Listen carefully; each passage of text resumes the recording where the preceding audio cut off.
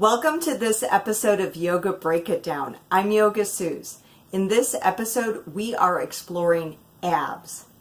We're going to explore 2 breathing exercises and 1 alternative to the traditional sit-up to get us in touch with our abs, to start to work the abdominal muscles. These are not exercises that will give you washboard abs, that are going to flatten your tummy. As you can see in my demonstrations, I have a pooch.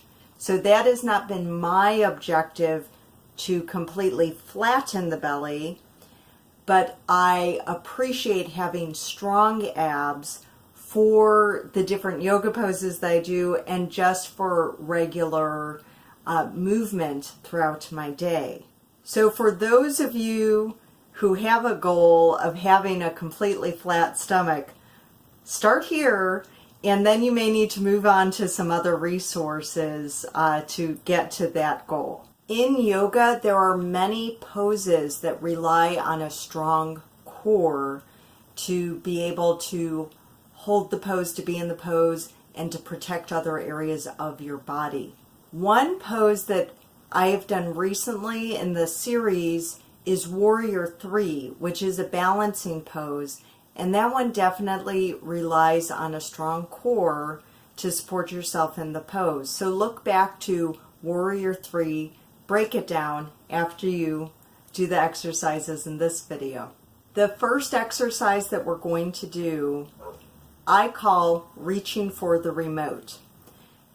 So what I notice in traditional sit-ups that is extremely challenging for beginners at sit-ups and potentially dangerous is that you're starting at the floor and trying to lift your torso and head up. For beginners with weak abs, it results in straining the neck and other areas of the body. So in this exercise, reaching for the remote, it is a sit-up. The main difference is that you're not starting laying flat on the floor.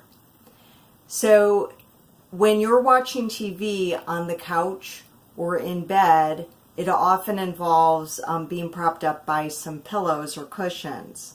So that's going to give us a better starting place than at the floor.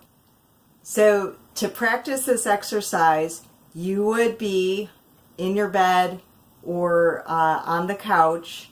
You can do this on the floor too, just get cushions. So choosing, maybe a few pillows, 2 or 3 pillows so that you're propped up well.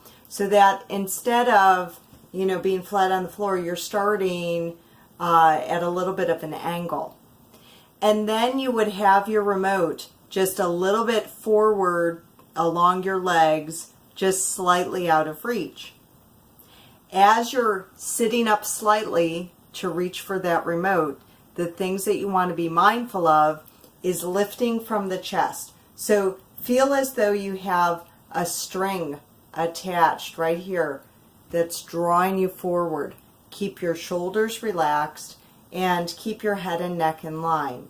Really watch out for any tendency to bend in the head and the neck, to curl in the body, anything that would produce a strain. In practicing this, I'd recommend maybe 10 repetitions at a time. The main thing to be aware of, again, is you don't want to be straining in the back or the neck.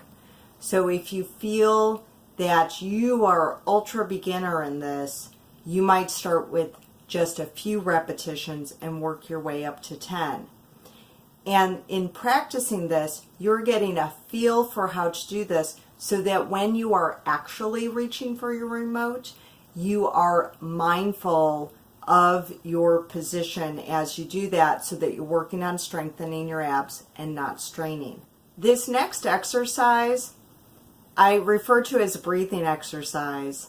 It involves an exhale through the mouth in a certain way. This one actually involves sound. So we are doing the ha's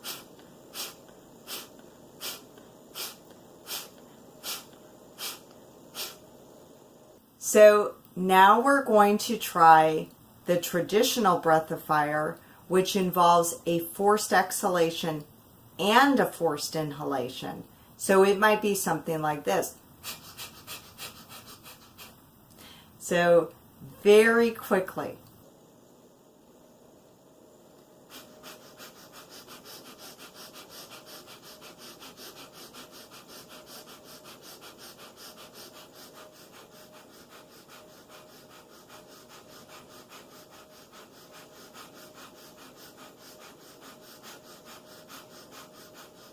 Be aware of how my belly moves in each of these variations.